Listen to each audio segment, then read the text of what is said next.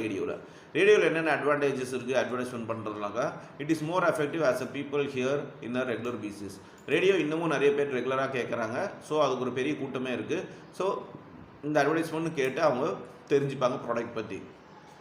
It is also useful for illiterates who cannot read and write. படிக்காதவங்க கூட radio கேட்டு புரிஞ்சுப்பாங்க. அதனால் இது ஒரு பெரிய பெனிஃபிட்டாக இருக்குது ரேடியோ அட்வர்டைஸ்மெண்ட்டில்.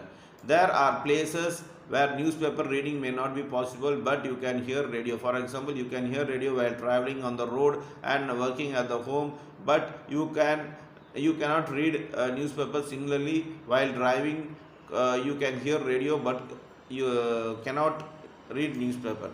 இந்த ரேடியோ கேட்குறதுனால நிறைய அட்வான்டேஜஸ் இந்த நியூஸ் அட்வர்டைஸ்மெண்ட் கொடுக்குறவங்களுக்கு இருக்குது. என்னென்னா நியூஸ் பேப்பர் வந்து எல்லா இடத்துலையும் உட்காந்து படிக்க முடியாது. ஒரு சில இப்போ டிரைவிங் எல்லாம் பண்ணுறோன்னாக்கா காரில் போகிறவங்க எல்லாமே நியூஸ் பேப்பர்லாம் படிச்சுட்டு உட்காந்துருக்க முடியாது. அவங்களாம் ரேடியோ கேட்டு போவாங்க. அவங்க ப்ளூடூத்தில் போட்டு ரேடியோ கேட்டு போவாங்க. அப்படி இருக்கும்போது அவங்களால இந்த ரீச் அட்வர்டைசர்ஸ்னால இந்த ரீச் வந்து பெரிய லெவலில் அவங்க ப்ராடக்ட்ஸோட ரீச் வந்து கொடுக்க முடியும் அப்படிங்கிறாங்க.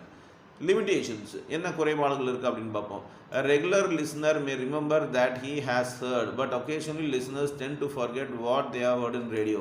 ஸோ ரெகுலராக ரேடியோ கேட்குறவங்க பார்த்தீங்கன்னாக்கா அட்வர்டைஸ்மெண்ட்ஸை பெருசாக ஞாபகம் வச்சுக்கிறது இல்லை, மறந்துடுவாங்க அப்படின்னு சொல்கிறாங்க.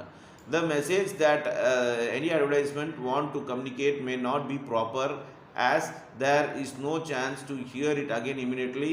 There may be other disturbance and distort communication. So radio கேட்கும்போது என்ன சொல்கிறாங்கனாக்கா அந்த அட்வர்டைஸ்மெண்ட் மறுபடியும் நம்மளால் ரீப்ளே பண்ணி கேட்க முடியாது, பார்க்க முடியாது. அதே மாதிரி பார்த்தீங்கன்னாக்கா உங்களுக்கு நிறைய டிஸ்டர்பன்ஸ் கூட இருக்கலாம் ரேடியோ அட்வர்டைஸ்மெண்ட்ஸாக கேட்கும்போது அப்படின்னு சொல்கிறாங்க. In comparison to television, radio is less effective as it lacks visual impact. டெலிவிஷனை கம்பேர் பண்ணும்போது ரேடியோவில் வந்து ரெஸ்பான்ஸ் கொஞ்சம் கம்மியாக தான் இருக்கும். ஏன்னா நாமளே தான் இமேஜின் பண்ணணும் அந்த ப்ராடக்ட் எப்படி இருக்குன்னு சொல்லிட்டு. இதே டிவினாக்கா நம்ம பார்த்து தெரிஞ்சுக்கலாம் அப்படின்னு சொல்கிறாங்க. Next, television advertising. The rapid growth of information technology and electronic media, television has topped the list among the media of advertising.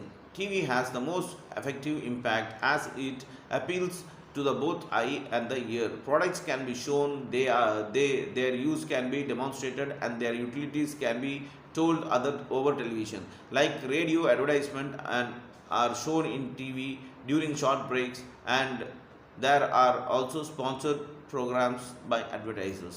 Advertisement அதாவது டிவியில் கொடுக்குற அட்வர்டைஸ்மெண்ட் பார்த்தா ரொம்ப எஃபெக்டிவாக இருக்கும். ஏன்னா இதில் கண்ணும் காதும் கேட்குது, பார்க்குது. அது மூலமாக